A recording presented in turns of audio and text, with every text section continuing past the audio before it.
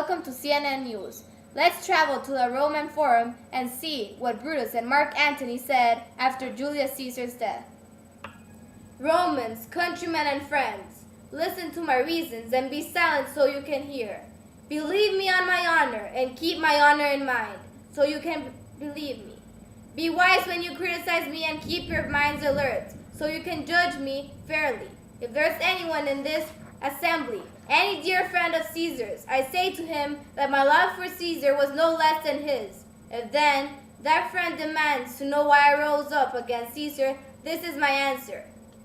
It's not that I loved Caesar less, but that I loved Rome more. Would you rather that Caesar were living and we will all go to our graves as slaves, or that Caesar were dead and we all lived as free men? I weep for Caesar and that he was good to me. I rejoice in his good fortune. I honor him for being brave, but his ambition, for that I killed him. There are tears for his love, joy for his fortune, honor for his bravery, and death for his ambition. Who here is so low that he wants to be a slave? If there are any, speak, for it is he who I have offended. Who here is so barbarous that he doesn't want to be a Roman? If there are any, speak, for it is he who I have offended. Who here is so vile that he doesn't love his country? If there are any, speak, for it is he who I have offended. I will pause for a reply. No one, Brutus, no one. Then I have offended no one. I have no more to Caesar than you will do to me. The reasons for his death are recorded in the Capitol. His glory was not been diminished where he earned it, nor have those offenses for which he was killed been exaggerated.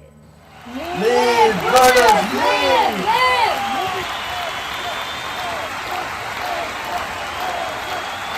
For Brutus' sake, I'm indebted to you. Friends, Romans, countrymen, give me your attention. I have come here to bury Caesar, not to praise him. The evil that men do this is remembered after their deaths, but the good is often buried with them. It might as well be the same with Caesar. The noble Brutus told you that Caesar was ambitious. If that's true, it's a serious fault, and Caesar has paid seriously for it.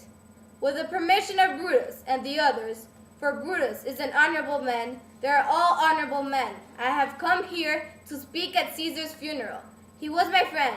He was my faithful and just to me. But Brutus says he was ambitious, and Brutus is an honorable man.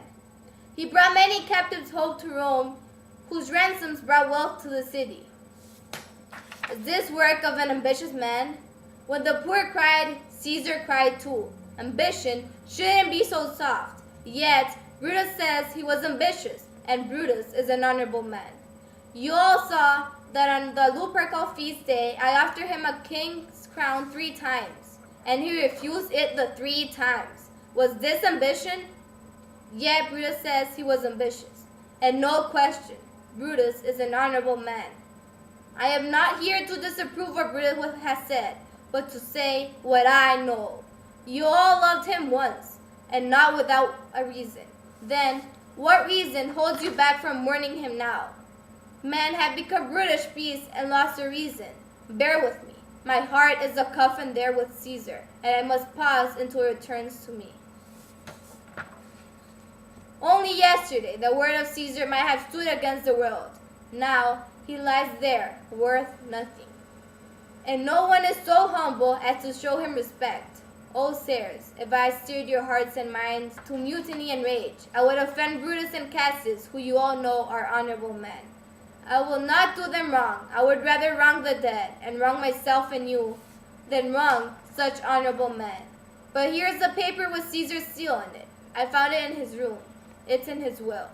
If you could only hear this testament, which, excuse me, I don't intend to read aloud, you would kiss dead Caesar's wounds and dip your handkerchiefs in his sacred blood and beg for a lock of hair to remember him by.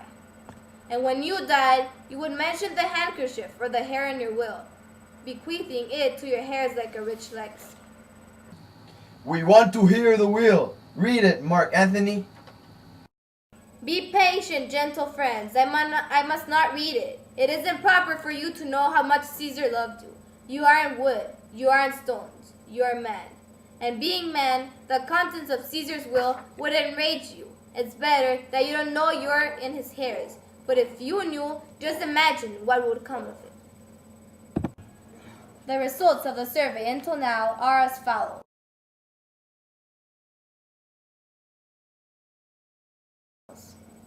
To vote, call 1-800-2727 or send a text message to 2727. Don't lose any time. You will be participating in a car raffle if you vote. Thank you. It's the car you own before you've ever really been inside one. The car you feel before you've ever even driven one. For all of you who think that you've been able to put this youthful desire behind you, we've got some bad news. There's a new 911.